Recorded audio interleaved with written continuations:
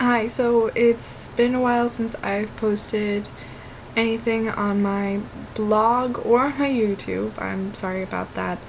I changed host families 3 months ago. It didn't end as it was supposed to. I was supposed to stay with my last host family until the end of the program, but that's just not how it ended up happening. I won't say why exactly. It's very personal for them and it's very personal for me, and it's not fair to either of us to splay it all over the internet. You never know who's gonna hear it. I like my host family right now. We get along well. I don't think I've ever made them angry. Except one time I closed the door with my foot, which is apparently a no-no.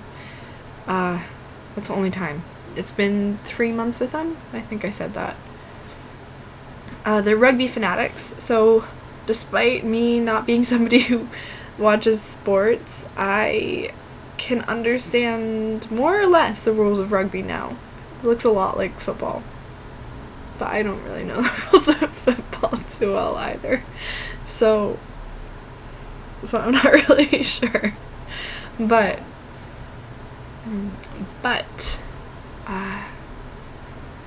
life is good. It's cold. It's really cold here. I've joined a club, Koto Club. It's Japanese harp, and I can play 1.5 songs right now, which isn't that impressive, but for me it's an accomplishment. It really is. I've tried playing several different kinds of instruments, and other than Jingle Bells and Beethoven's Fifth, in minor, of course, just the melody on piano. That's all I can play. But now I can play Sakura Sakura and half of Kyo Ningyo, or Kyo no Ningyo. I'm not sure. One of those. On okote, Japanese harp. So I'm pretty proud of myself.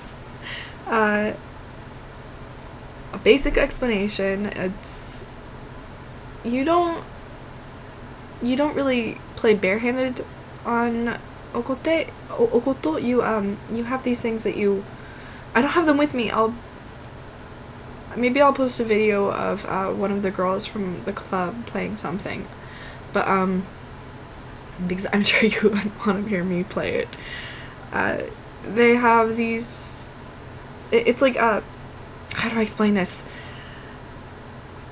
It's a piece of leather strap that wraps around your finger, and then there's a piece of plastic or ivory that goes over here, and you wear them on this finger, and this finger. You don't wear anything on your left hand. You use your right hand. I don't understand the tuning at all, but you, generally speaking, use your thumb, and the music system is a numbered system. The strings numbered 1 through 10, and then it changes and it has different kanji than 11, 12, and 13. It,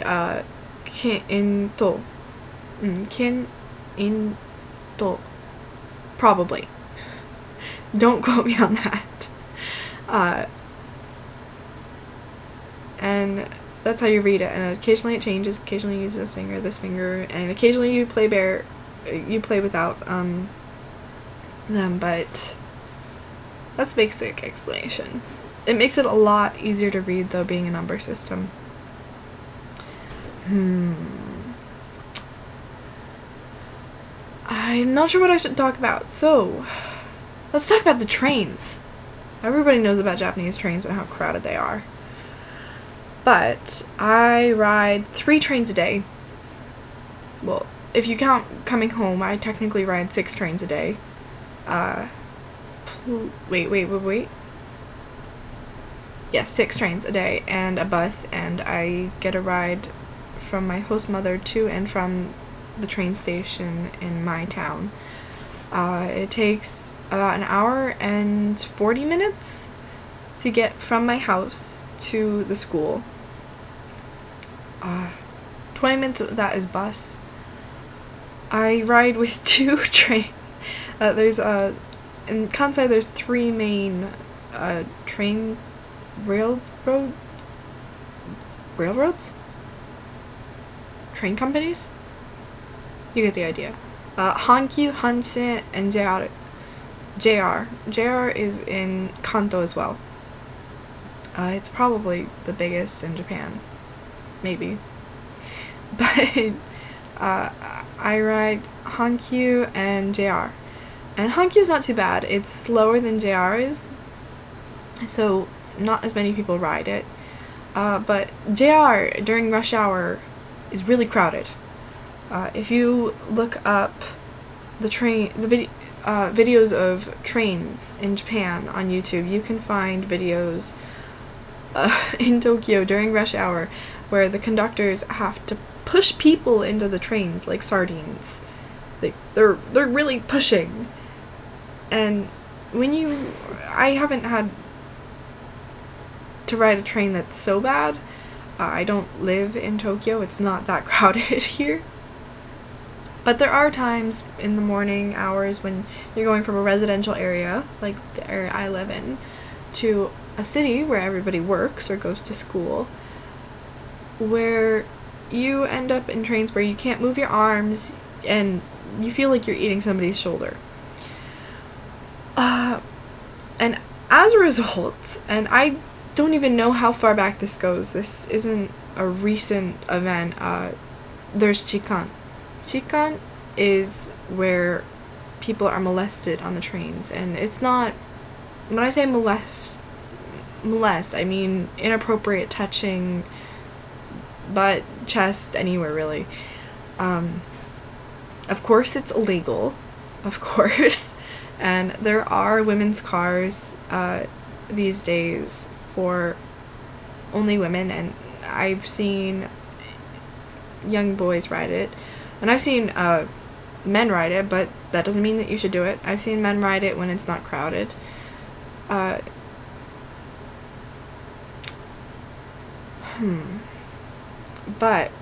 it's still a problem. And the odd thing is, despite Tokyo's trains being so much more crowded than Osaka's trains, Osaka has a lot more Chikan. I'm not sure why that is, but on the subways in Osaka you can see posters where they say that if it happens to you, yell, say something, or if you see it happening to someone, yell or help them. They don't have those signs in English, obvious for clear reasons, but I have heard of it happening to foreigners. It's something that does happen a lot. I've asked my friends at school, and I've asked my friends at school if it's happened to them, and only a handful of girls have said no, and I've heard one of my friends who's a boy say that it's also happened to him once. Now he just slapped the hand away, and it just stopped at that. But the girls, they learn to protect themselves on the trains. They'll pull their bag in front of them, or they'll push their bag behind them, or stand against a wall, or surround themselves around other girls or women to protect themselves when the trains are really crowded. And some girls don't do this, and I'm not sure why. I guess they just don't really think it's going to happen to them, or maybe they don't mind. I don't know. But generally speaking, the girls here protect themselves. I've asked my friends if they said anything, and the majority of them didn't say anything. There were a few girls who kicked the feet of the people that touched them, and it stopped at that. Some people waited and got off at the next stop. Some girls just cried. I can think of a few girls who just stood there and cried, and they weren't able to do anything, and then they called somebody after they got off the train because they just didn't feel okay.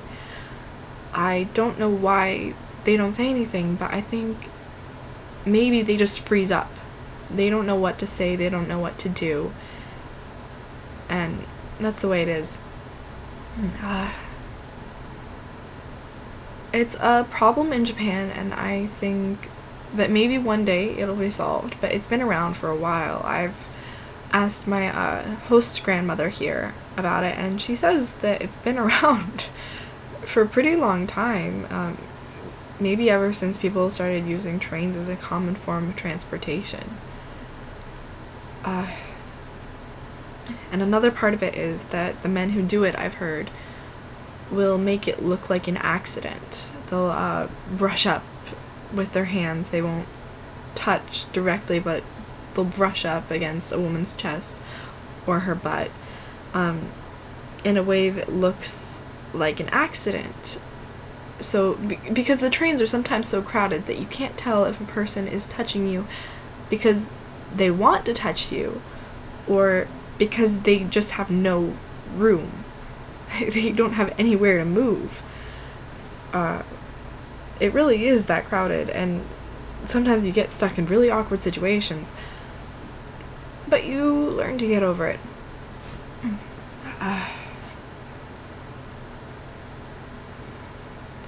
I guess it is what it is. Another part of this trains is there's a funny contradiction about Japanese culture on them.